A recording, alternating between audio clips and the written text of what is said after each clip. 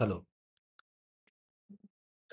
तो स्टार्ट करते हैं 2026 के पेपर वन से। अ, बता देता हूँ, थोड़ा सा ब्रीफ कर देता हूँ इस सोल्यूशन में क्या ध्यान रखना है।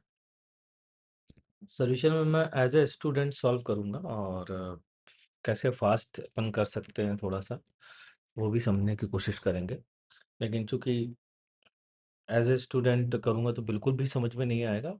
हाँ, लेकिन ये ज़रूर है कि अगर स्टूडेंट होते तो क्या करते, इस तरीके की सोच को मैं साथ ले सकता हूँ बीच बीच में। ठीक है, तो बहुत ज़्यादा मतलब यहाँ पर थ्योरी समझाना स्टार्ट नहीं करूँगा, मैं बस ये कहना चाह रहा हूँ। तो स्टार्ट करते हैं क्वेश्चन नंबर 1 से। Consider a large disc of radius r and two smaller disc each of radius r equals to r by 50 lying on its circumference as shown in the figure. The smaller discs are initially to contact with each other. ठीक है भाई, ये contact में है with an angular separation delta theta. Diagram में सब दिया गया है। They are made to roll without slipping in opposite directions with constant angular velocities omega and 2 omega. While the large disk is held stationary, the time tau at which the smaller disk are again in contact is, ये कह रहे हैं दोबारा से कब contact में आएंगे। तो भाई ऐसा है कि सरफेस पर वेलोसिटी अगर देखें रोलिंग हो रही है तो ये वाले की आर ओमेगा होगी और ये वाले की जो है वो 2r ओमेगा स्पीड होगी। ठीक है, और ये पूरा सर्कल जो है या यूं कहें कि ये पूरा 2 पाई एंगल जो है ये 3r ओमेगा रिलेटिव स्पीड से ट्रेवल करेंगे। तो v रिलेटिव की अगर बात करें तो वो 3r ओमेगा हो जाएगी, है ना। तो अगर मैं एक इसको फिक्स कर दूं, इनमें से किसी भी एक को फिक्स कर दूं तो 3r ओमेगा से दूसरा वाला दौड़ता हुआ चलेगा। और अगर मैं उसकी ओमेगा डैश निकालूं, मतलब जो ये वाला रेडियस वेक्टर आप देख रहे हो, ये वाला, ये ओमेगा डैश से अगर घूम रहा है तो ओमेगा डैश की वैल्यू क्या होगी, speed velocity upon omega dash relative बोल सकते हो, डिवाइडेड बाय डिस्टेंस जो कि r प्लस आर है। स्मॉल r की वैल्यू r प्लस r/50 दे रखी गई है। ठीक, तो यहाँ से ओमेगा डैश आ गया है। अब कितना टाइम लगेगा इसको वापस से एक चक्कर लगाने में, क्योंकि इसको मैंने कर दिया है फिक्स। तो टाइम हो गया, कितना एंगल घूमना पड़ेगा बच्चों, तो ये जो घूमना पड़ेगा इसको इस साइड से इसके इस साइड तक आना है, मतलब फाइनली यहाँ पर पहुँचना है इस जगह। और फाइनली अगर यहाँ पहुँचना है तो ये एंगल डेल्टा थीटा और रह गया।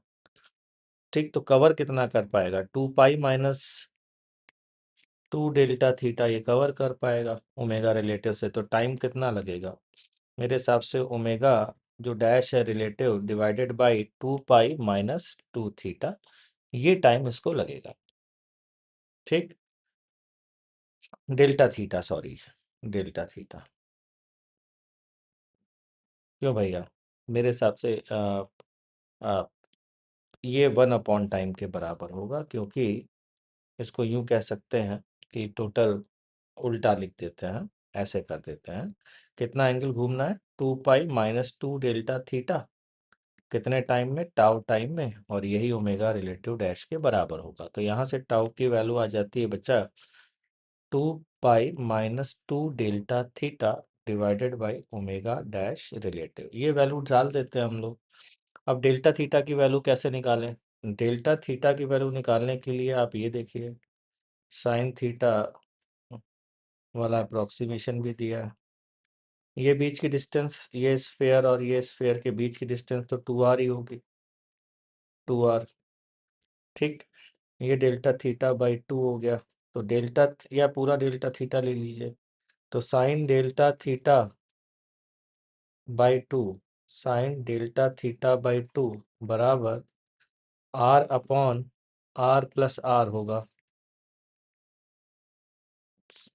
ठीक, तो यहाँ से डेल्टा थीटा की वैल्यू आ जाएगी ट्वाइस ऑफ r/r+r।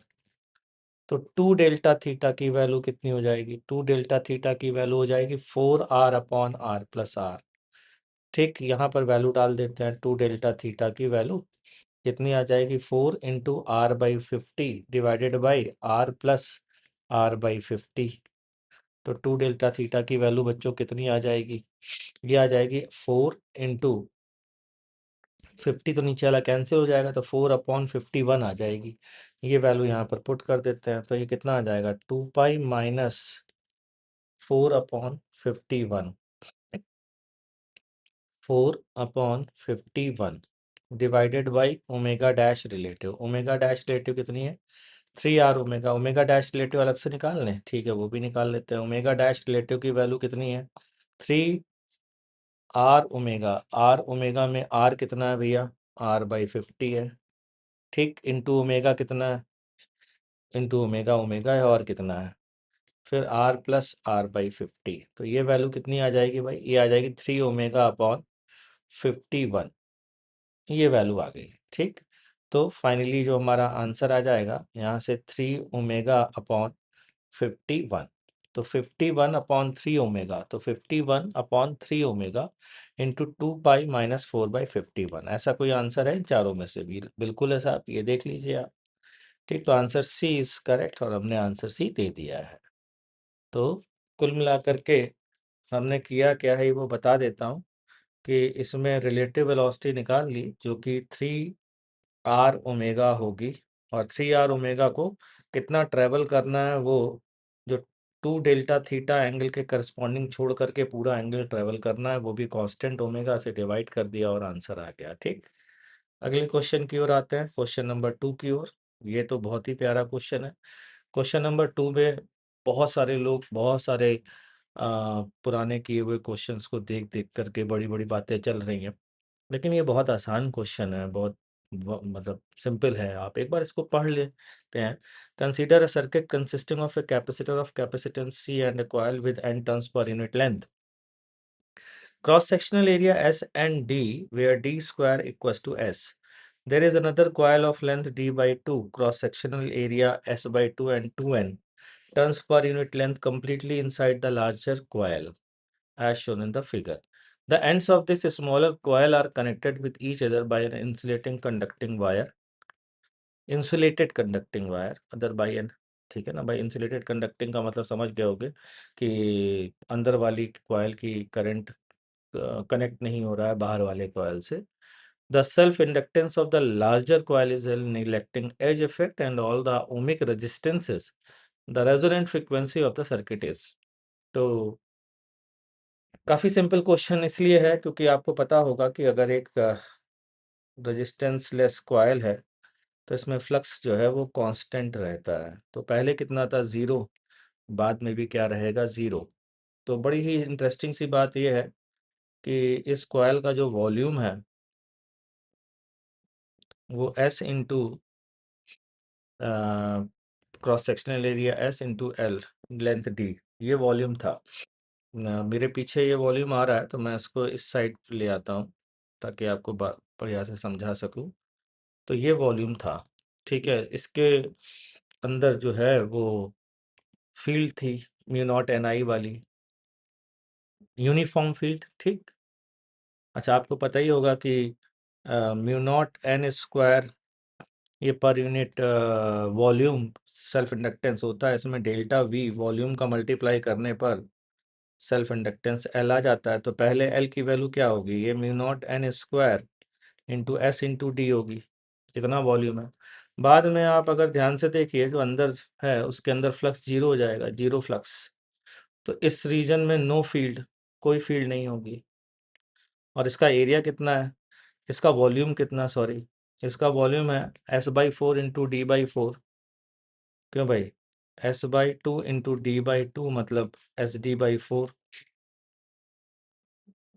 ठीक। इसका मतलब अब जो नया सेल्फ इंडक्टेंस आएगा वो μ0n² पूरे वॉल्यूम में ना हो करके SD माइनस SD/4 इतने वॉल्यूम में होगा। तो 3/4 of the initial self inductance रहेगा, 3/4 of the initial self inductance. क्यों भाई? ये बात समझ में आ रही है कि नहीं आ रही है ना? तो मेरे हिसाब से काफ़ी आसान सी चीज़ है, अगर आप को मैं समझा पाया हूँ। इतना कोई वो नहीं है कि बहुत बड़ी चीज़ समझा दी हो मैंने, ठीक। तो वॉल्यूम 3/4 हो गया, तो सेल्फ इंडक्टेंस भी 3/4 हो गया। तो पहले जो हमारा फॉर्मूला होता है एंगुलर फ्रीक्वेंसी का, वो होता है 1/√LC। अब L की जगह क्या आ जाएगा? ये आ जाएगा 3LC/4। तो यहाँ से आ जाएगा 2/√3LC। ठीक है, ये आंसर हो गया। तो आंसर कौन सा है? 2/√3LC। C answer is correct. तो इसका आंसर सी हो गया। ठीक है, तो बहुत ज़्यादा सॉल्व वॉल्व करने की ज़रूरत थी नहीं, म्यूचुअल लेकर के लोगों ने किया है, ये सब की कोई ज़रूरत नहीं थी। ये रोडो का क्वेश्चन है, आप चेक कर लीजिएगा। ठीक है, ये रोडो का क्वेश्चन यहाँ पर आ गया।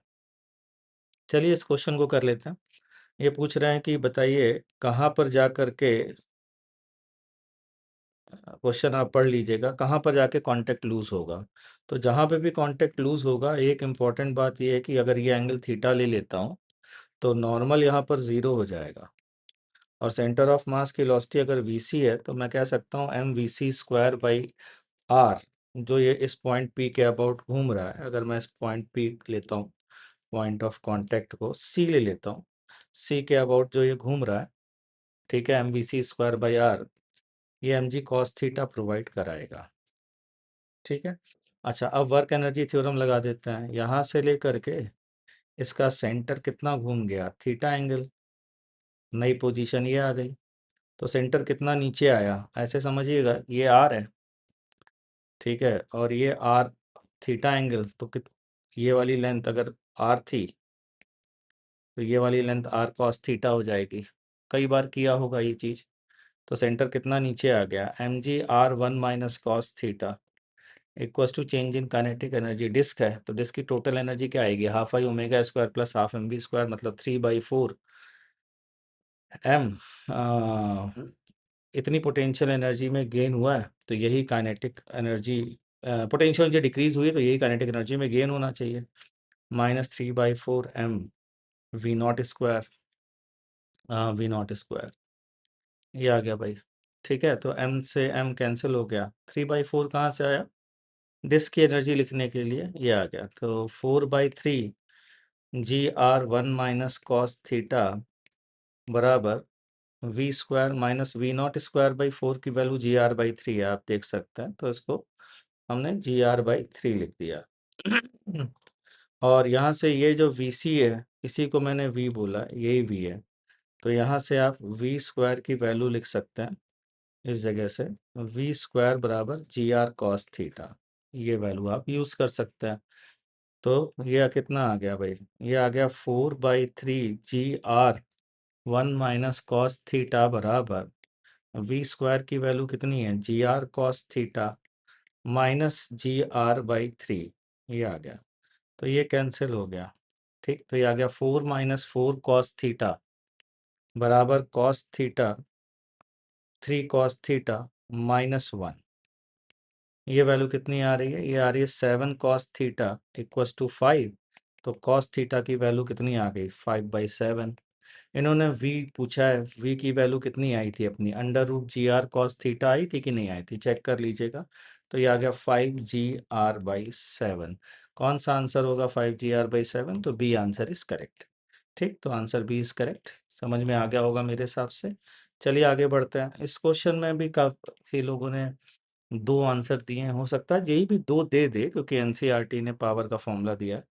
अदरवाइज का करेक्ट आंसर बी होगा, क्योंकि power of A refracting surface से अगर आप करेंगे ना तो सीधा सीधा ये आ जाएगा P बराबर म्यू, रिफ्रैक्टिव इंडेक्स लिक्विड का NL दिया हुआ है, और लेंस का मैं एक काम 1.5 दिया हुआ है ना, तो लेंस का 1.5 है। तो लेंस का ये फॉर्मूला आपने पढ़ा होगा, mu of lens upon mu of medium -1, 1/r1 - 1/r2 is 1/f।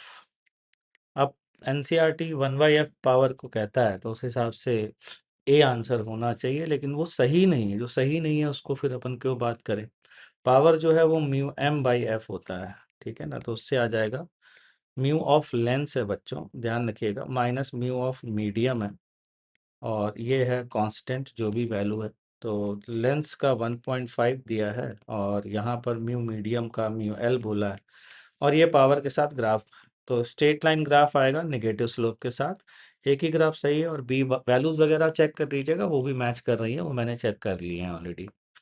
चलिए आगे बढ़ते हैं। ठीक है, क्वेश्चन नंबर मल्टीपल करेक्ट की ओर चलते हैं। फिफ्थ क्वेश्चन काफ़ी अच्छा है। Consider a hydrogen atom with Vk, Rk and Kk denoting the velocity, orbital radius and kinetic energy of the electron in the kth orbit respectively. The electron undergoes a transition from the nth orbit, emitting radiation corresponding to the Lyman series. Basically इन्होंने कह दिया है n बराबर 1 पर ही जा रहे हैं। ठीक है, considering H to be Planck constant. अच्छे अच्छे क्वेश्चन पूछे हैं, मतलब बेसिकली ये मैनिपुलेशन का क्वेश्चन है, मैथमेटिकल मैनिपुलेशन आप कितना अच्छा कर लेते हो उस चीज़ का क्वेश्चन है। देखो कैसे, मैं बताता हूँ, ध्यान से सुनिएगा। Magnitude of change in kinetic energy of electron can be expressed as. अब ये कैसे लिखें? ठीक है, तो सबसे पहले किसी एक को पकड़ लो। बेसिकली ये चाह क्या रहे हैं? ये चाह रहे हैं H/4 पाई लिखा है, ठीक, और V/R लिखा है। इसके टर्म में ये चाह रहे हैं कि एनर्जी को हम एक्सप्रेस कर सकें। ठीक, तो काइनेटिक एनर्जी को इस तरीके से अगर हमने एक्सप्रेस कर लिया तो डिफरेंस भी सीधा सीधा यही आ जाएगा। बस यहाँ पर एक बात अलग ये है कि ये एन वी एन लिखा हुआ है। एन वी एन का मतलब क्या हुआ? मतलब जो भी है nth ऑर्बिट में, तो उसमें एन का हम मल्टीप्लाई करेंगे। मैं कहा ठीक है भाई, चलिए जी देख लेते हैं, समझ लेते हैं इस चीज़ को अच्छे तरीके से। तो काइनेटिक एनर्जी को किस तरीके से मैनिपुलेट किया जाए, इस फॉर्म में लाया जाए, बेसिकली ये हमें सोचना है। ये यहाँ पर दिमाग लगाना है कि किस तरीके से ये वाली वैल्यू आई। देखना ज़रा ध्यान से सुनिएगा। बेसिकली होता क्या है, H/2 पाई जो है ना, वो MVR के बराबर है। ठीक, उसका इन्होंने यूज़ किया है। तो H/2 पाई की वैल्यू अगर यहाँ मैं इसको यूँ लिख दूँ, half into H/2 pi into V/R, और फिर मैं H/2 पाई की वैल्यू लिख दूँ MVR V/R, तो ये कैंसिल हो गया और ये कितना आ गया, हाफ mv²। ठीक, ये किसके लिए आ गया भाई? H/2 पाई, n बराबर 1 रखा है, और अगर मैं NH/2 पाई रखूंगा तो ये K1 आ गया।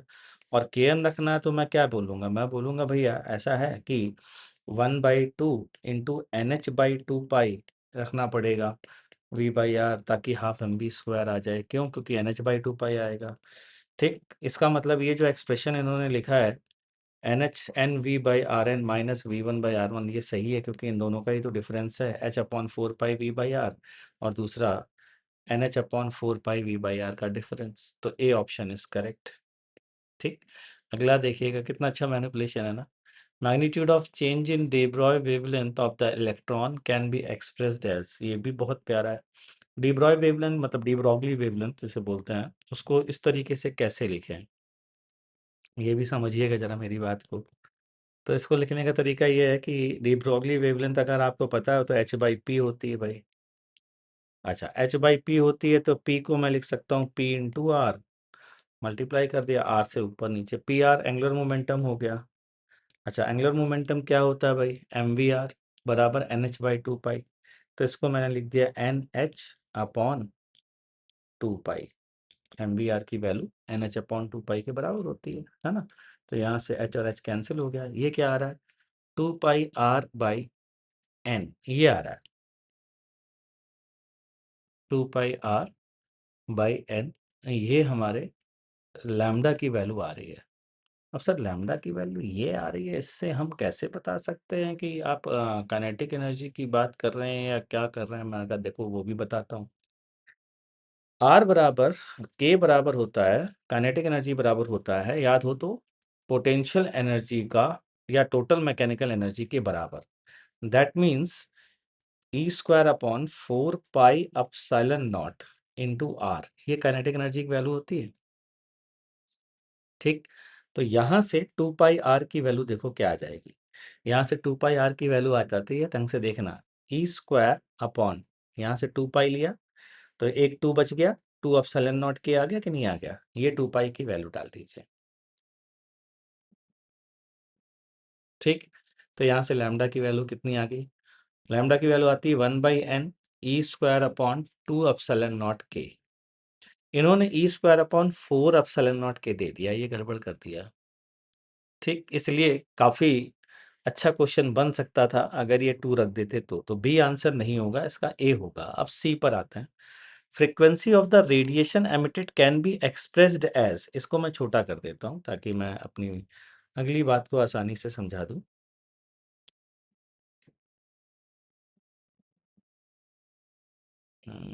इसको डिलीट करना पड़ेगा।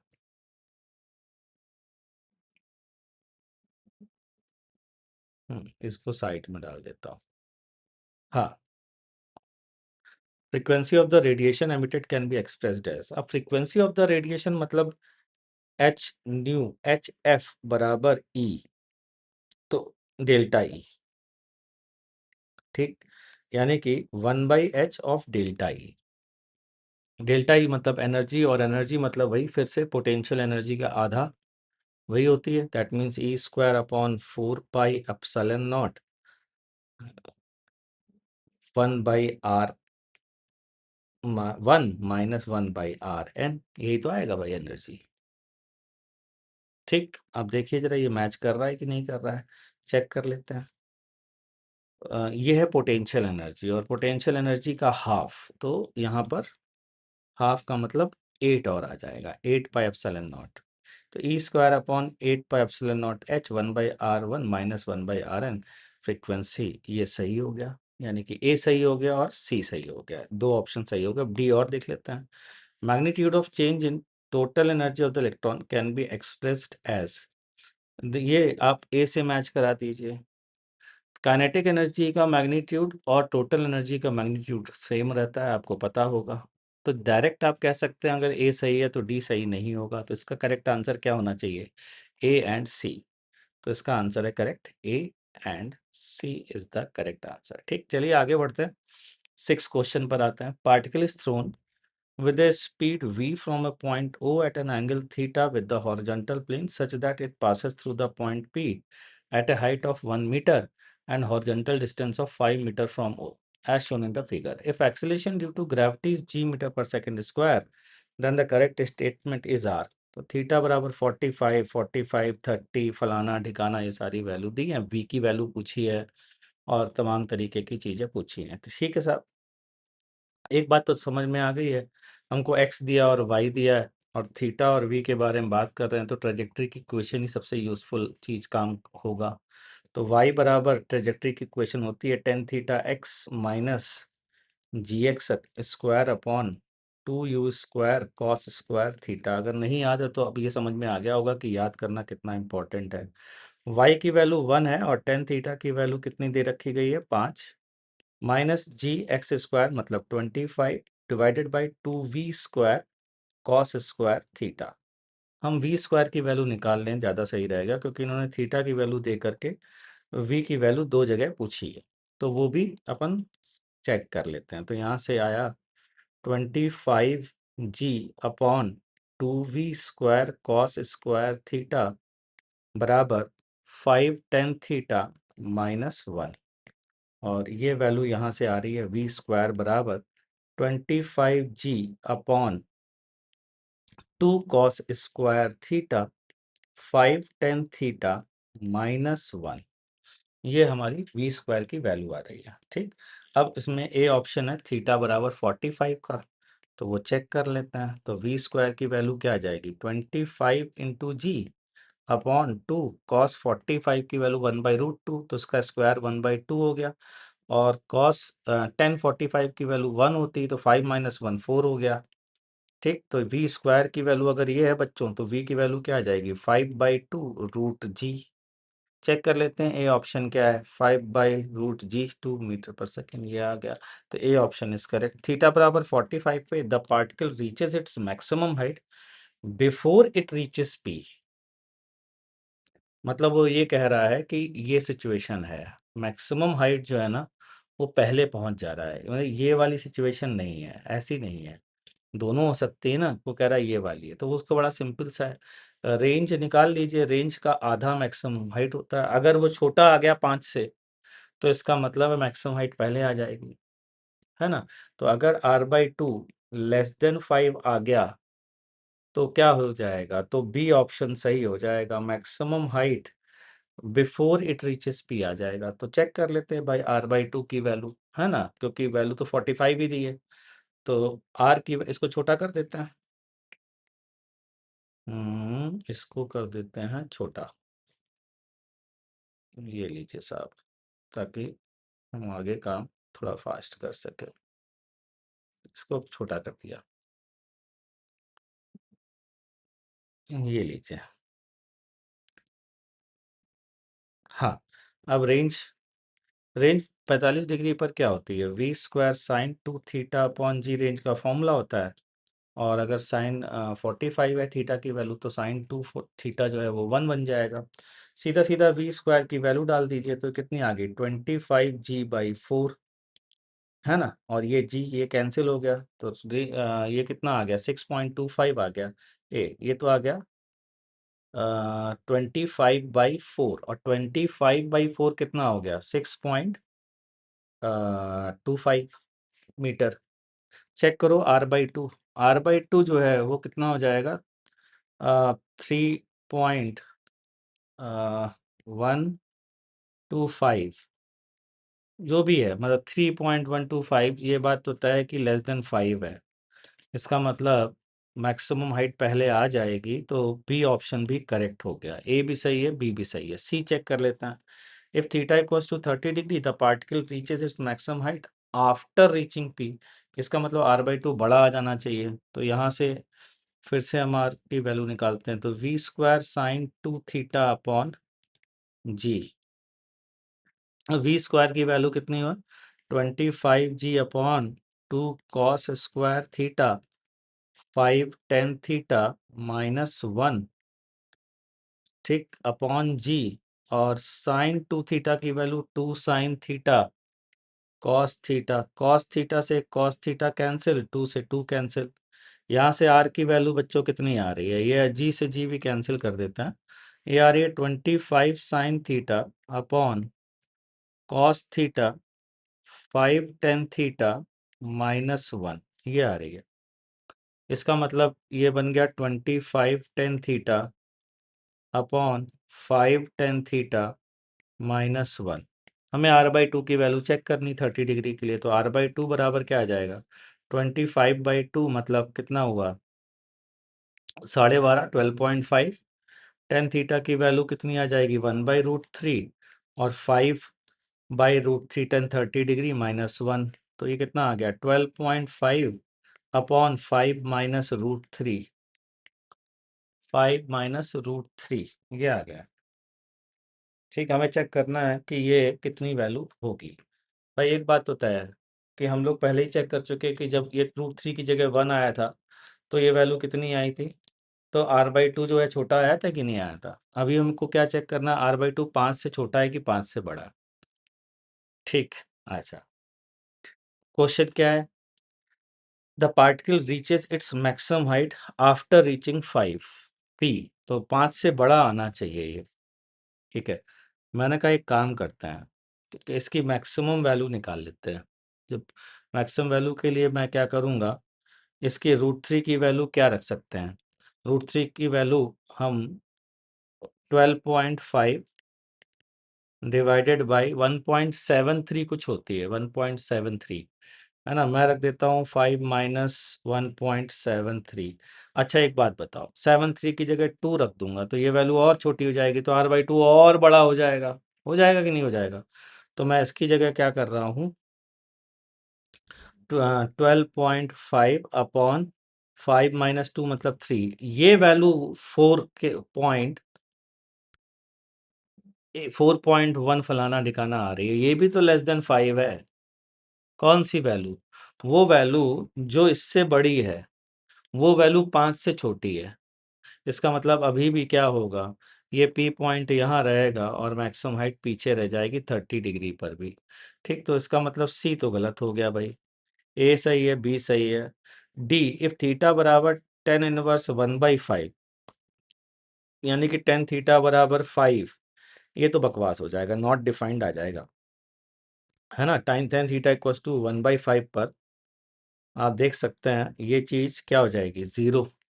तो रेंज नॉट डिफाइंड आ जाएगी, वेलोसिटी भी नॉट डिफाइंड आ जाएगी, तो इसका कोई मीनिंग नहीं रह जाएगा। तो answer A and B are correct. तो A and B are correct options. ठीक, 7th क्वेश्चन पर आते हैं। A quasi static cycle of a monoatomic ideal gas contains an isothermal process A B following followed by an isochoric process BC and an adiabatic process CA as shown in figure. The volume of the gas are V1 and V2 at A and B respectively. If the cycle has heat input Q in and output Q out, then the efficiency of the cycle is defined as फलाना ठिकाना, जो हमको already पता है। ठीक है भाई। If V2 by V1 बराबर 8 for a given value of V2 by V1 eta does not depend, V2 by V1 बराबर 8, V2 by V1 बराबर 8, ये V2 by V1 बराबर 8 वाला ही काम कर लेते हैं। तो भैया ये V है, ये 8V है ना, और ये 8V है, तो ये भी 8V ही होगा। अच्छा, अब एक बात और है, टेम्परेचर सीधा ही सीधा बोल सकते हैं कि अगर ये टेम्परेचर T है आइसोथर्मल वाला, तो यह पॉइंट का टेम्परेचर भी T होगा, और गामा की वैल्यू होती है 1+2/F। मोनोटॉमिक गैस है लिखा हुआ है, तो 1+2/3 कितना आ गया भाई, 5/3 आ गया। गामा -1 की वैल्यू 2/3। ऐसा क्यों कह रहे हैं, मैं चाह रहा हूँ अगर यहाँ का टेम्परेचर T है और वॉल्यूम V है, तो यहाँ का वॉल्यूम 8V होने पे टेम्परेचर कितना होगा, ये चीज़ हम निकाल सकते हैं। T1 V1 की पावर गामा -1 बराबर T2 V2 की पावर गामा -1। T1 क्या रख दिया, T वॉल्यूम V की पावर गामा -1 क्या है 2/3 बराबर T2 जो है वो यहाँ का टेम्परेचर T डैश ले लेते हैं, T डैश, और V2 की वैल्यू कितनी है, V2 मतलब 8V, 8V की पावर 2/3। तो चेक करिए टी डैश की वैल्यू कितनी आ जाती है, ये आ जाती है टी इंटू 1/8 की पावर 2/3। 1/8 की पावर 2/3 अगर करते हैं तो 1/3 ऑफ 1/8 इज 1/2, और उसका स्क्वायर करेंगे तो T/4 आ जाएगा कि नहीं आ जाएगा। तो ये लीजिए साहब, यहाँ का टेम्परेचर आ गया T/4। इतनी बात समझ में आ गई। ठीक, अब if V1/V2 the heat released in the process BC, ठीक है, is smaller than the heat absorb in the process AB। अब ये तो V2/V1 से इंडिपेंडेंट है। कि क्यों भाई, क्यों इंडिपेंडेंट है, कि बड़ी सिंपल सी बात है कि डेल्टा क्यू, अगर मैं QCA प्रोसेस की बोलूँगा तो 0 होगी, क्योंकि एक एडियाबैटिक प्रोसेस है।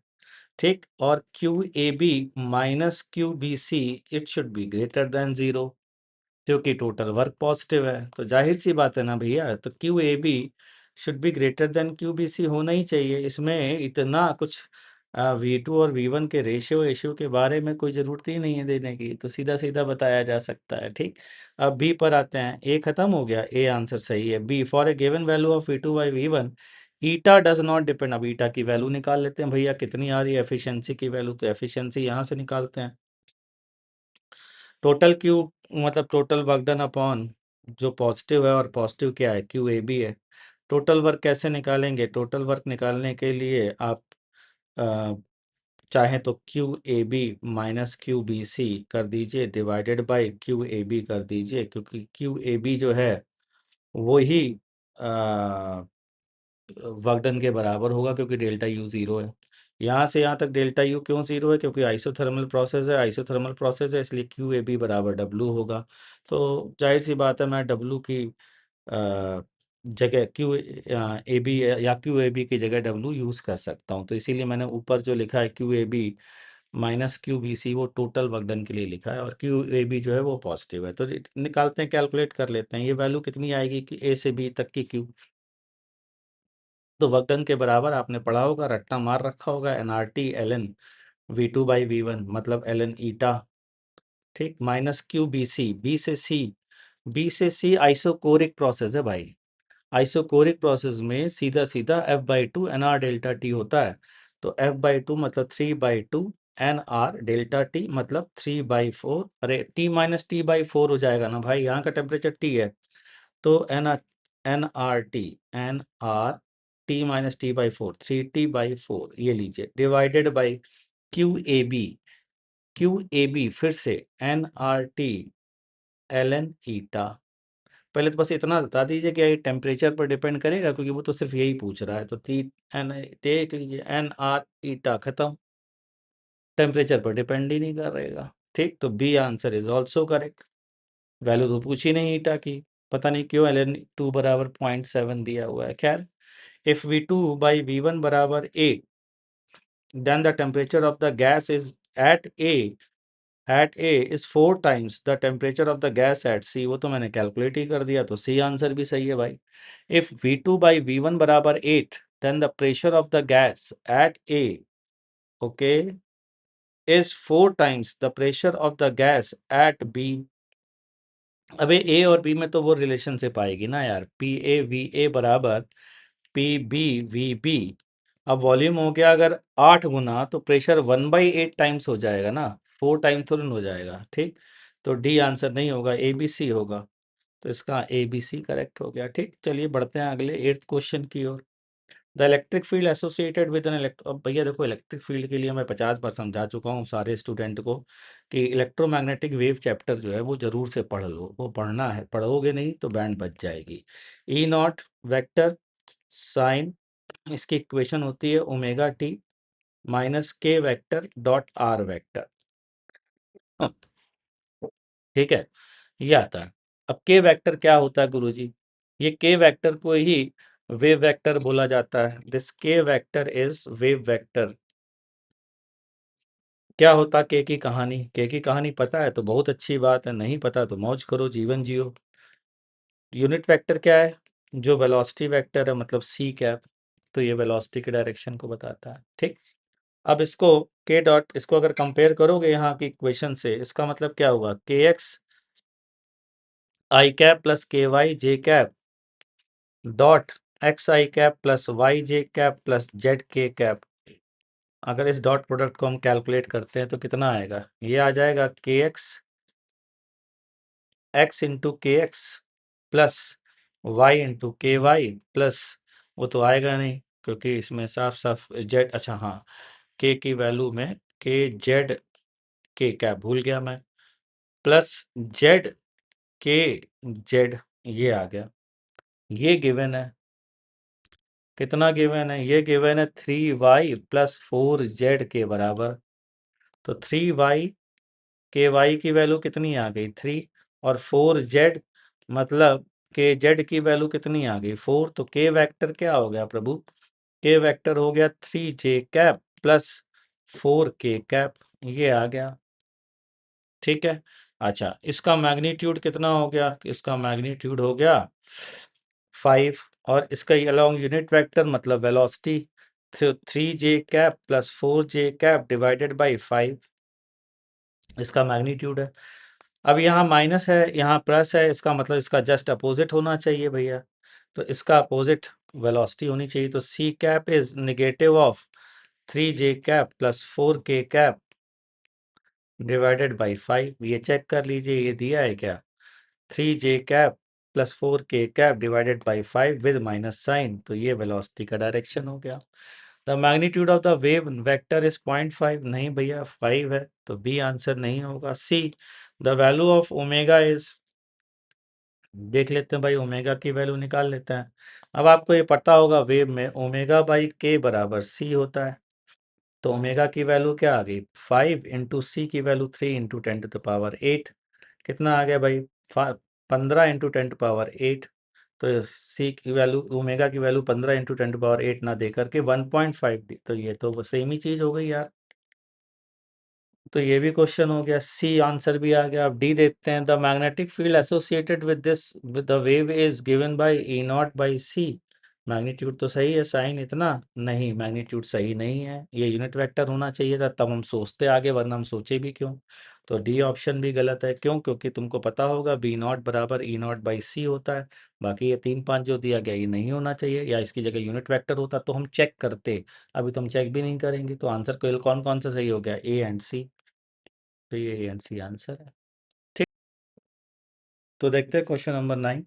क्वेश्चन नंबर 9 में बेसिकली सेंटर ऑफ बॉयंसी का यूज़ है। इसमें टाइम पीरियड पूछा गया है, तो टाइम पीरियड निकालने के लिए थोड़ा सा टिल्ट कर देते हैं, बहुत ज़्यादा टिल्ट करने की ज़रूरत नहीं है, और यही बोला भी गया है उन्होंने, थोड़ा सा टिल्ट करना है। अप्रॉक्सीमेशन अगर आपने पहले से यूज़ किए हैं तो आप इस क्वेश्चन को बहुत इजीली समझ जाएंगे, अदरवाइज बहुत टाइम लगेगा भाई।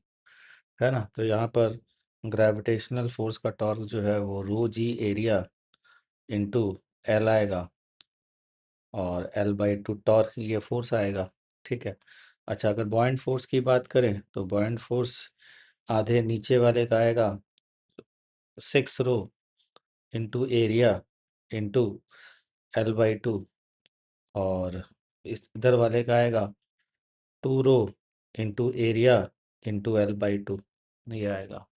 ठीक, टॉर्क एनालिसिस कर देते हैं और आंसर निकाल देते हैं। तो टॉर्क एनालिसिस करेंगे तो क्या आएगा भाई, ये आएगा 6 rho A L by two into G, सब में जी का मल्टीप्लाई, साइन थीटा सब में आएगा, बाद में एक साथ ले लूँगा, है ना, इंटू डिस्टेंस कितनी है इसकी एल बाई फोर, भाई ये डिस्टेंस यहाँ से एल बाई फोर है ना।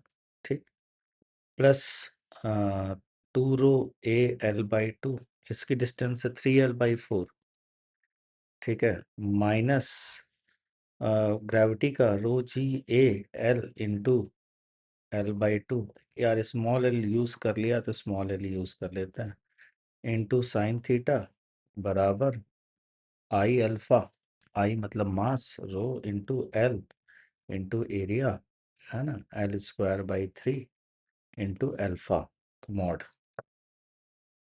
ठीक है, साइन थीटा को थीटा कर देते हैं तो ये आ जाएगा रो एल ए,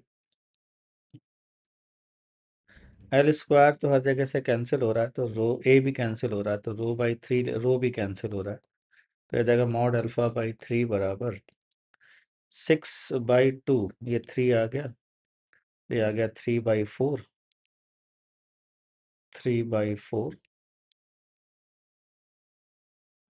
एक एल एक्स्ट्रा बचेगा इस साइड, है ना, उधर जी बचेगा 3/4 जी प्लस 3/4 जी, यहाँ जी रह गया था, माइनस g/2, ये आ गया, यहाँ से अल्फा बाई थीटा स्मॉल होने के कारण, तो अल्फा की वैल्यू आ जाएगी अल्फा बाई 3 इंटू एल की वैल्यू 3/4, 3/4, 3/2 माइनस 1/2 जी थीटा, तो ये आ जाएगा g/2 थीटा,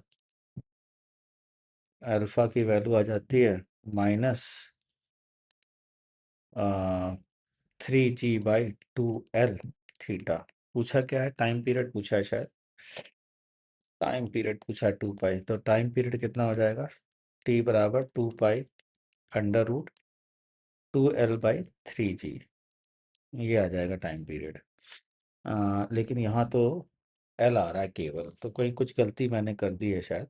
हाँ, ये कर दी है ना, 3/2 में से हाफ गया तो केवल और केवल 1 बचेगा। ठीक है ना, तो यहाँ पर जो है g/2 ना हो करके ये आएगा, तो ये वैल्यू को उससे कंपेयर करोगे तो 2 पाई/√3 अंडर रूट एल बाई जी आ जाएगा। एन की वैल्यू √3 आएगी और √3 की वैल्यू 1.73, तो यही आंसर है। आगे बढ़ते हैं क्वेश्चन नंबर 10th की ओर। 10th में बोला गया है कि सारे वर्क का समीशन जो है W1 plus W2 and so on, ये W के बराबर है। ठीक है, और जो Q0 है वो तो ये है, ये कह रहे हैं वो लोग, तो ये 211 243 के बराबर है। तो बताइए कि एक साइकिल की एफिशिएंसी क्या होगी, ईटा की वैल्यू पूछी है। मैं कहा ठीक है भाई, देख लेते हैं। हाँ, तो W/Q0 को मैंने लिखा W1 plus W2 and so on Q0, ये लिख दिया। W1 को क्या लिखूंगा, Q0 minus Q1 plus Q1 minus Q2 plus energy conservation से Q2 minus Q3 plus and so on, ये लास्ट में क्या आएगा भाई, Q4 minus Q5 divided by Q0, ये आएगा। ठीक, अच्छा Q0 माइनस, मैं अगर यहाँ पर इक्वेशन लिखना शुरू करूँ तो आपको समझ में आ जाएगा कि फाइनल इक्वेशन क्या बनेगी। ये सब कैंसिल होते जाएंगे, Q1 से Q2 तो ये आएगा Q0 minus Q5 upon Q0 बराबर 211/243 दिया गया है।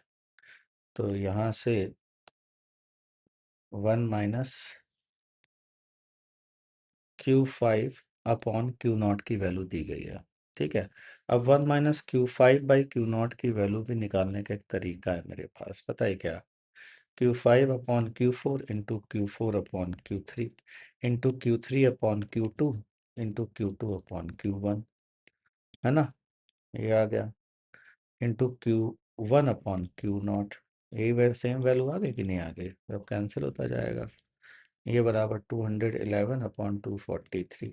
तुम्हें पता ही होगा कि एफिशिएंसी बराबर 1 माइनस TL/TH होता है, और यही बराबर होता है 1 माइनस QL/QH के। तो यहाँ से एफिशिएंसी की वैल्यू क्या हम कह सकते हैं?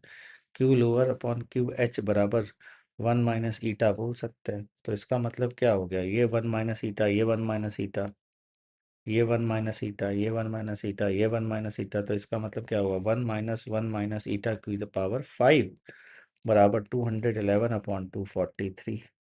यहाँ से 1 माइनस ईटा की वैल्यू कितनी आ गई? ये आ गई 243 माइनस 211, 32/243। ठीक।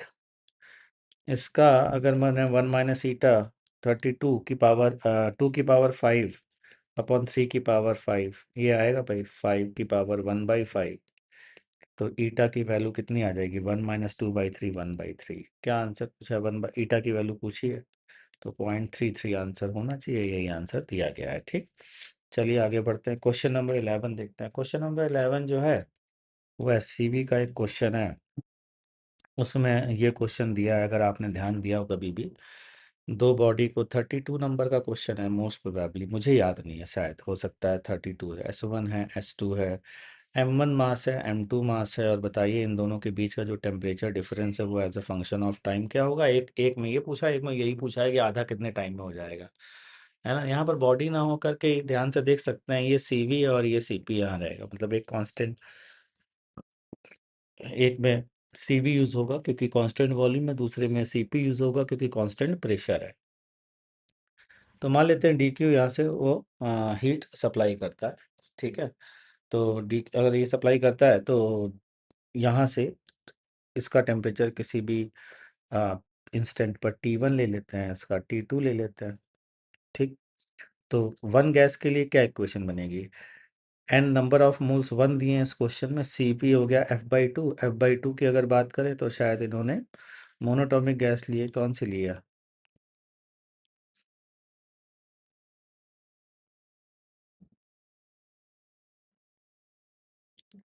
1 mole of A monoatomic gas. ठीक है।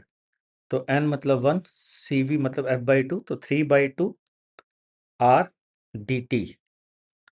इतनी हीट अगर टेम्परेचर इसका DT1 गिरा तो ये इतनी हीट देगी भाई साहब हमारे दूसरे वाले को। वैसे DQ को डेल क्यू लिखना चाहिए, लेकिन ठीक है यार, हम लोग लिखते हैं तो लिखे दे रहे हैं। ठीक है।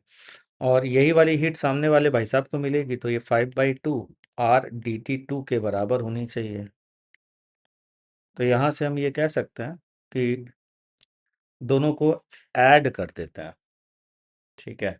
ऐसे नहीं ऐड करते हैं, एक काम करते हैं, DT1 बराबर क्या लिखें? -2 DQ/3, और DT2 बराबर 2 DQ/5R, है ना? ये यहाँ से क्या लिखेंगे? D of T1 minus T2, basically D of delta T लाना था, ये इसीलिए सारे नाटक कर रहे थे। तो सब्ट्रैक्ट करोगे तो कितना आएगा? ये आएगा 2/3 माइनस साइन के साथ प्लस 2/5 ऑफ DQ। तो कितना हो गया? 5×3 = 15 नीचे आ जाएगा, और 5×3 = 8 ऊपर आ जाएगा, तो -16/15 DQ आ जाएगा। ठीक। तो D of delta T is basically -16/15, और DQ क्या है? तो थर्मल में पढ़ा ही होगा आपने, कंडक्शन में DQ/dt इज -KA। अब तो यहाँ पर माइनस हम लेंगे नहीं क्योंकि हमने वही डिफरेंस ले लिया है, हाई से लो, T1 माइनस T2, T1 को हायर माना है क्योंकि उसी से हीट निकलती हुई मानी है, अपॉन उसकी थिकनेस x दी गई है। ठीक। तो यहाँ से DQ की वैल्यू उठा करके रख दी, तो ये आ गई KA/x T1 minus two T is basically delta T, ये आ गया into D T.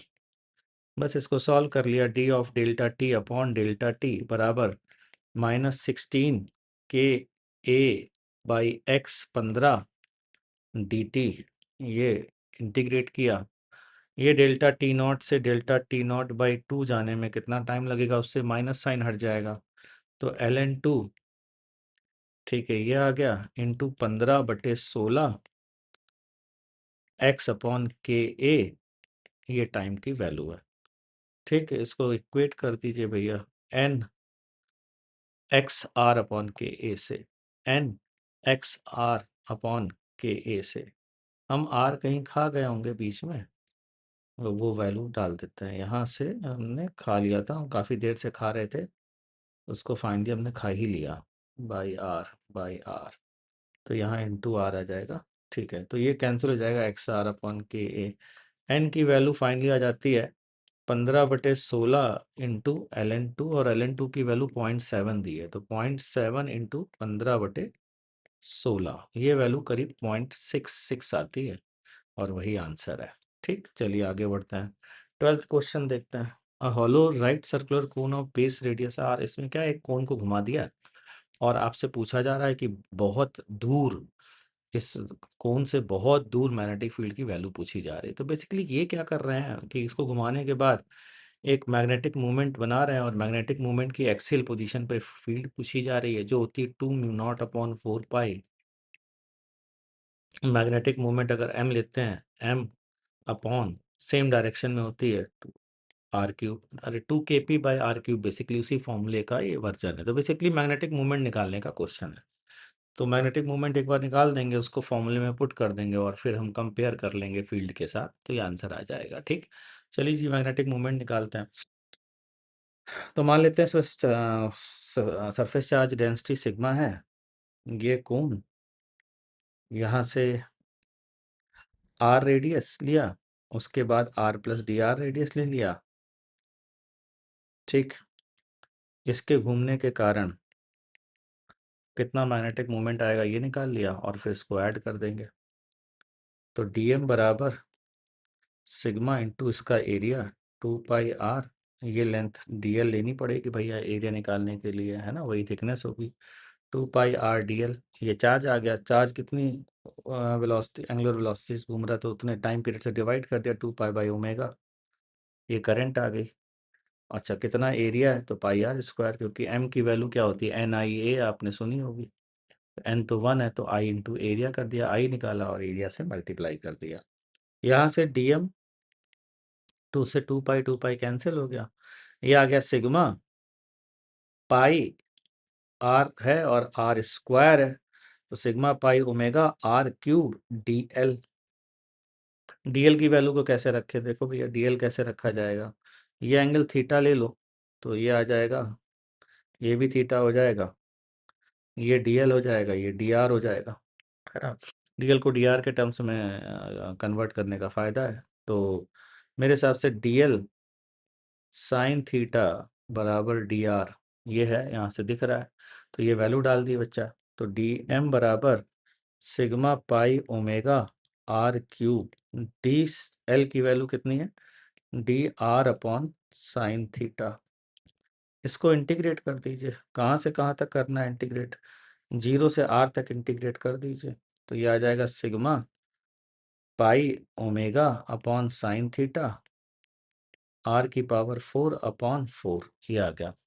Sign theta की वैल्यू आप यहाँ पर पुट कर दीजिए भाई, ये r है, और ये लेंथ l ले लेते हैं, हाइपोटेनस मतलब जो डायग्राम, जो कोन की जो लेटरल लेंथ शायद उसे बोलते हैं वो, तो ये आ गया पाई ओमेगा r⁴/4, और साइन थीटा की वैल्यू क्या है, r/l। अच्छा, सिग्मा की वैल्यू भी रखनी होगी, तो q अपॉन सरफेस एरिया।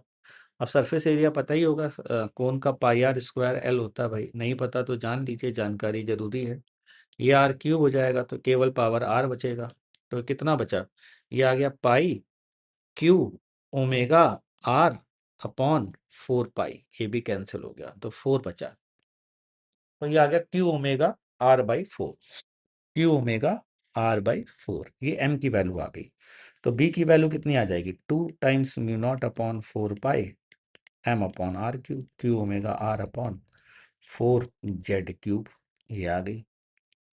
इसको कंपेयर कर दीजिए भाई किससे, इनके एक्सप्रेशन से, n mu naught upon 4 pi, n mu naught upon 4 pi, फिर क्या है, Q omega R square, Q omega R square, Q omega R square upon z cube, ये हमने कहीं गलती की है, आर स्क्वायर हमारा जो है नहीं आ रहा। तो इसको एक बार हम चेक कर लेते हैं हमारी क्या गलती हुई है भाई, है ना। तो साइन थीटा की value pi R square, M की वैल्यू, एम की वैल्यू आएगी सिग्मा आर की पावर 4/4, ठीक है, आर स्क्वायर बचा, ये आ गया।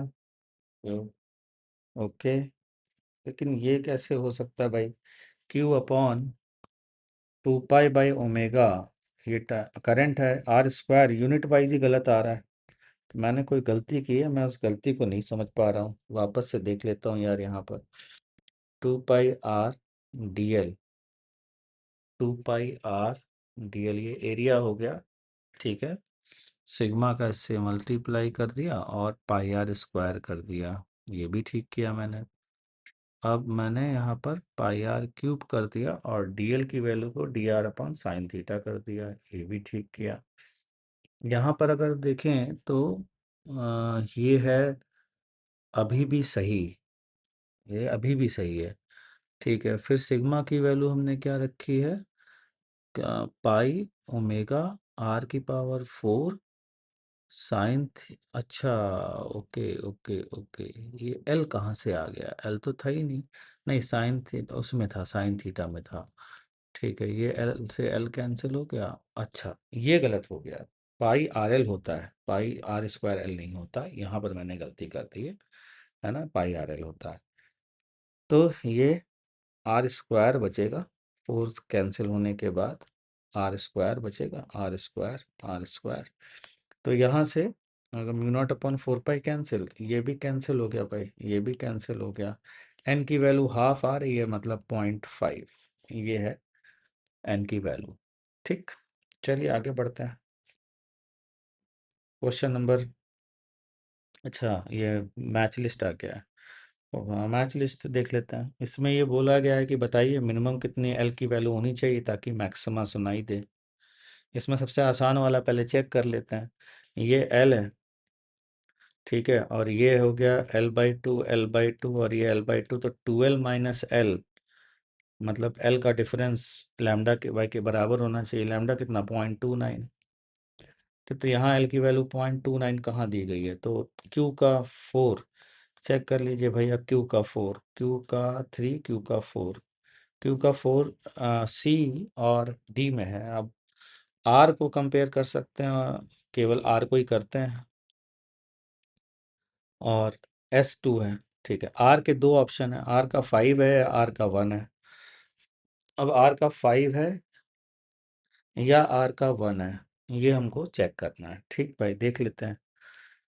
R ऑप्शन में अगर ध्यान से देखें हम लोग, तो ये जो टोटल लेंथ है, S से चलना शुरू किया है अगर आप देखें, और D पर कलेक्ट कर रहे हैं, तो एक लेंथ हो जाएगी L प्लस, ये वाली डिस्टेंस अगर आप चेक करें तो ये √2L होगी, है ना, और ये वाली लेंथ पाई √2L/2 हो जाएगी, मतलब पाई L/√2 हो जाएगी, ठीक।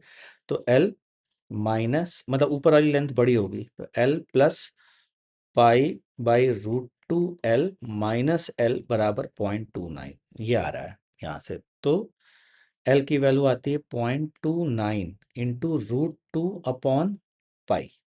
तो एक बात तो कंफर्म हो गई भाई कि L की वैल्यू जो भी है वो पाई की वैल्यू कितनी होगी, 3.14, और √2 की वैल्यू कितनी होगी, 1.41 के आसपास होती है। तो ये 0.29 से छोटी होनी चाहिए भैया। 0.29 से L should be less than 0.29।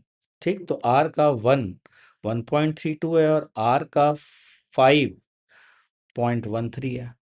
आप चाहे तो वैल्यू निकाल करके देखेंगे तो 0.13 ही आएगा। तो डी ऑप्शन इज करेक्ट। ठीक, बाकी मतलब कोई फंडामेंटल कोई बहुत बड़ी चीज़ नहीं है, डिफरेंस को लैम्डा के बराबर करना है। 14th पर आते हैं। ये क्वेश्चन तो क्लास में चिल्ला चिल्ला करके बताया जाता है भाई।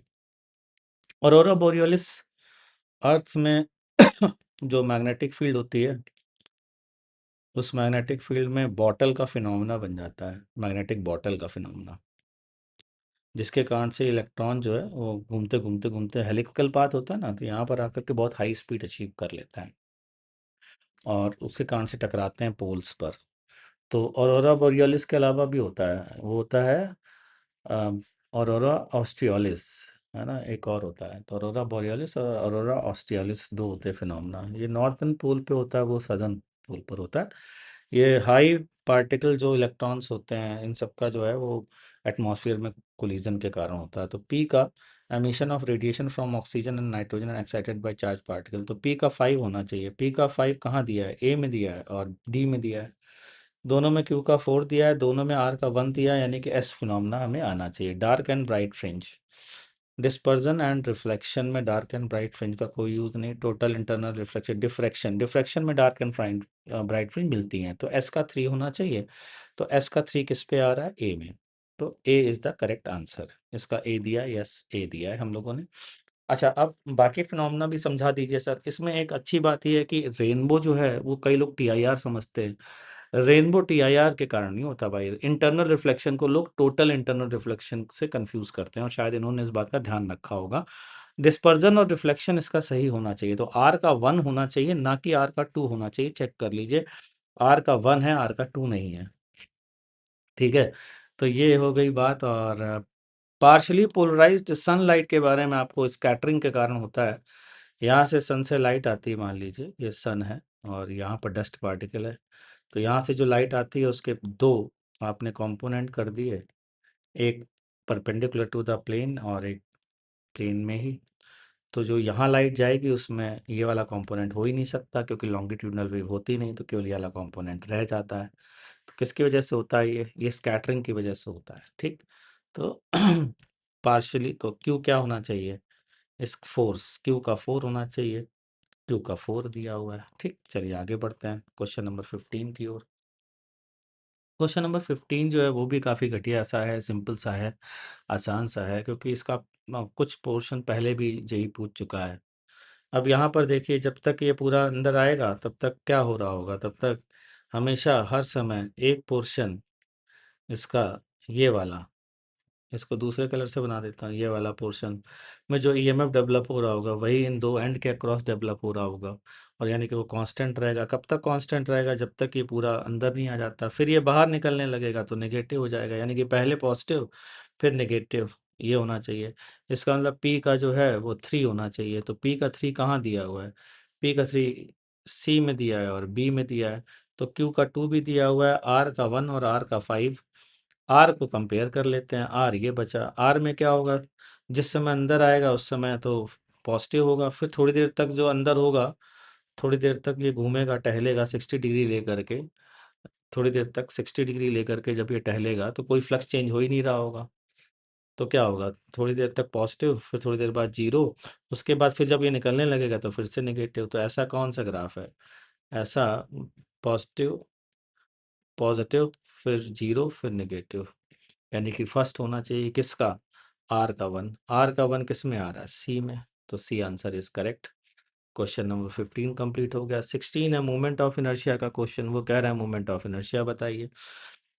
इन सारे क्वेश्चन में एक चीज़ है, प्रोजेक्शन देखते जाइए भैया। यहाँ पर ये प्रोजेक्शन लेंथ, यहाँ पर ये प्रोजेक्शन लेंथ, ये कितनी हो जाएगी L/√2, ये कितनी हो जाएगी L/√2।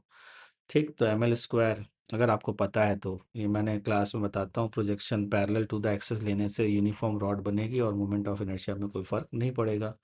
तो ml²/2, ठीक है, ये लेंथ के कारण 1/3 और इसका डबल, क्योंकि दो रॉड है तो इसका 1/3 ml² आना चाहिए। तो ml²/3 कहीं दिया है क्या, ठीक भाई। पी का S5 होना चाहिए, तो P का 5 तो 3 में आ रहा है, कोई फ़ायदा ही नहीं है। Q का 1, Q का 3, Q का 4, यानी कि Q का ही कमाल कर जाएगा। Q का देख लेते हैं भाई, Q का देख लेते हैं साहब। Q में ये लेंथ कितनी हो जाएगी, ये L है तो ये √3/2L, ये वाला प्रोजेक्शन √3/2L। ठीक, तो twice of M, twice of 1/3 M, 3L²/4, ये हो गया इन दो रॉड का। प्लस ये वाली जो रॉड है ये भी √3L/2 पर है, लेकिन इसके हर पॉइंट सेम डिस्टेंस पे, तो M × 3L²/4 ये हो जाएगा। 3 से 3 कैंसिल, ये 2 दूनी 4 आ गया, तो फैक्टर आ गया 1/2 + 3/4 ml²। ये कितना हो गया भैया, ये हो गया 5/4 ml², यानी कि Q का 5/4, Q का 1 होना चाहिए। Q का 1 किस में दिया है, P का 5 रखते हुए इसमें दिया है, यानी कि ए आंसर इज करेक्ट। ठीक है बच्चा लोग, तो ये था पेपर 1 जो कि मैंने कंप्लीट कर दिया। जल्दी ही पेपर 2 का सलूशन मैं डालूंगा। Thank you.